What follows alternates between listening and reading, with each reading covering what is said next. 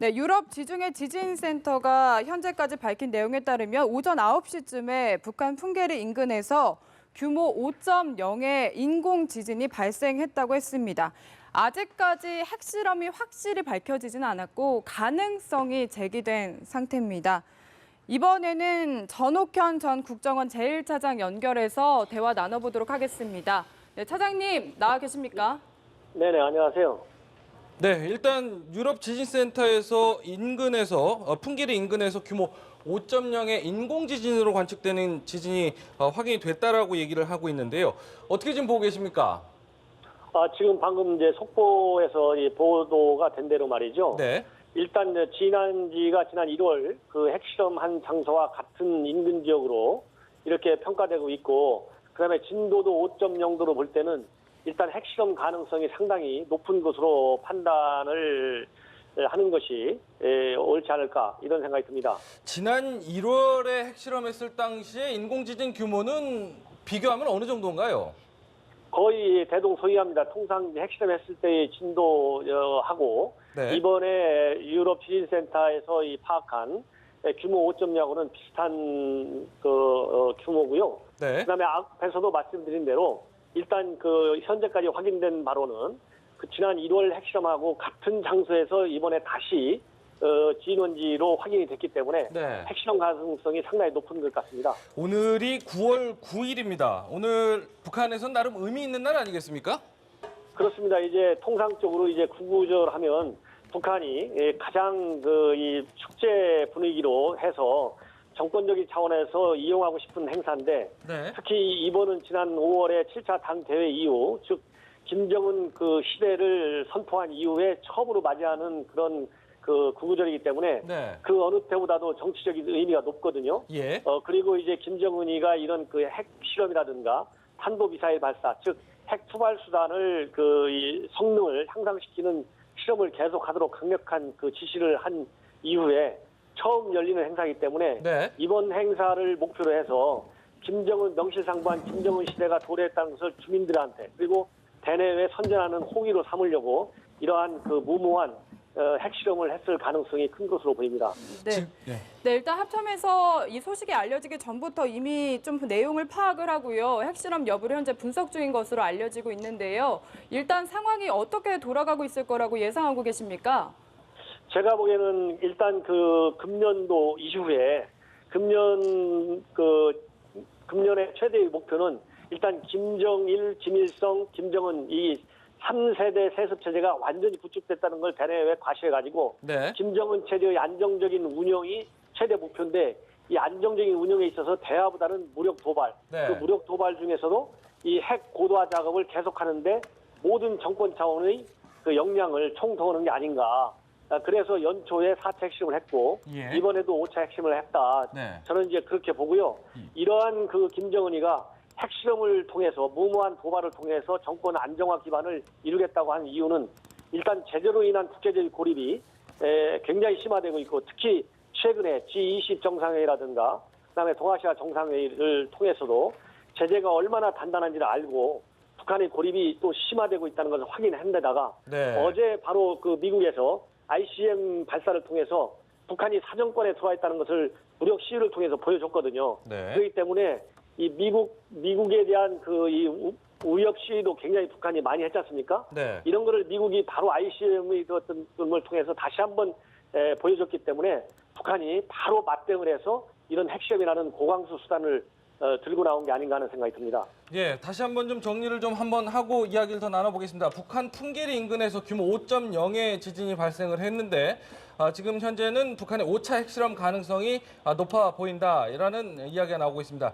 유럽 지중해 지진센터는 오늘 오전 9시 북한에서 규모 5.0의 지진이 발생했다고 밝혔는데, 미국 지질조사국은 이번 지진 규모를 5.3이라고 밝히고 있고, 또 중국 지진센터는 4.8이라고 전하고 있습니다. 저희가 지금 뉴스특보로 계속해서 전해드리고 있는데요. 전옥현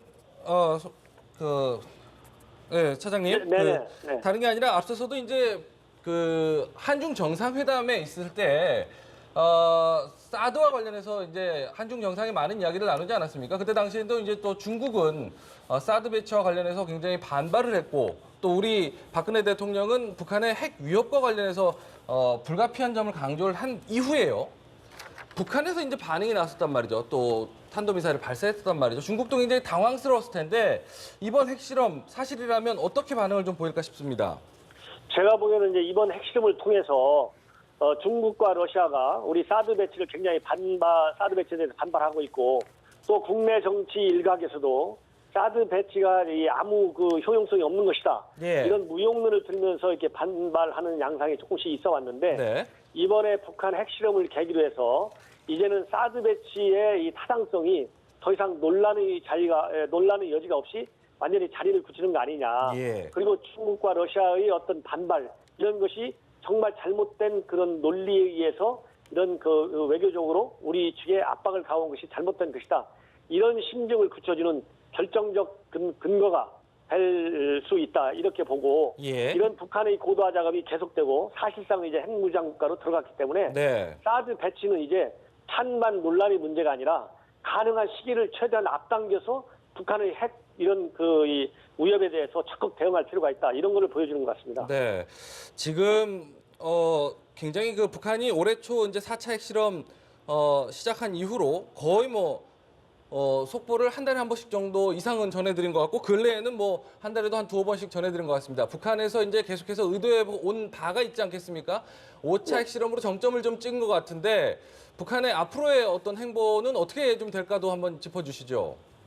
지금 이제 지금 현재 우리의 안보의 가장 큰 위협 중에 하나가 네. 바로 이제 북한의 핵 고도화 작업, 특히 SLBM 발사 능력을 갖추는 거거든요. 네. 그래서 이번 이제 5차 핵실험을 계기로 해서 사실상 이제 핵의 실전 배치만 눈앞에 남겨두고 있다. 네. 그렇기 때문에 이제 북한의 군사 도발이라고 하는 것이 단순한 어떤 그 재래식 군사력을 통한 도발, 미사일이라든가 NLL 인근에서의 어떤 국지전이라든가 이런 차원이 아니라 언제든지 김정은이가 마음만 먹으면 핵을 통해서 그 타격을 가할 수 있는 그런 이 엄청난 한반도 안보 지형을 바꿀 수 있는 그런 핵 능력을 가졌다는 것이 한반도 안보에 커다란 위협으로 작용하고 있고 이런 북한의 핵 위협에 대응하기 위해서는 공포의 균형을 이룰 수 있도록 우리 한반도 내에도 이제 핵이 배치돼야 되겠다. 그래서 이제는 단순하게 이제 북한의 핵 위협을 논리적으로 이론적으로만 대응하는 것이 아니라 현실적인 대응 능력을 갖추는 것이 굉장히 중요하기 때문에 네. 이제 최근에 아까 말씀드린 대로 SLBM 발사 능력에 대응할 수 있는 능력을 갖춰야 된다. 그래서 지금 원자력 추진 잠수함을 가져야 된다 이런 얘기가 나오지 않습니까? 예. 이제는 원자력 추진 잠수함뿐만 아니라 빨리 미군이 가지고 있는 그런 이 재래식 미군이 가지고 있는 이런 전략 핵 무기를 우리 한반도에 우리 한국에 실전 배치하는 문제를 미국과 협의할 필요가 있다. 이런 말씀을 드리고 싶습니다. 네네. 일단 중국은 최근 사드 문제 등을 놓고 이제 북한 측 입장을 거두는 듯한 인상을 주어왔었습니다. 근데 이번에 5차 핵실험으로 만약에 판명이 된다면 중국 측의 어떤 태도가 어떻게 좀 바뀔까 이제 예상해 볼 수 있을까요? 예, 그렇습니다. 이제 중국이 예컨대 최근에 무산 미사일만 발사했을 때도 안보리에서의 어떤 제복 규탄 어떤 성명이라든가 결의안 채택에 상당히 반대해왔거든요. 그래서 네. 안보리에서 결의안 채택이 안 이루어졌지 않습니까? 예.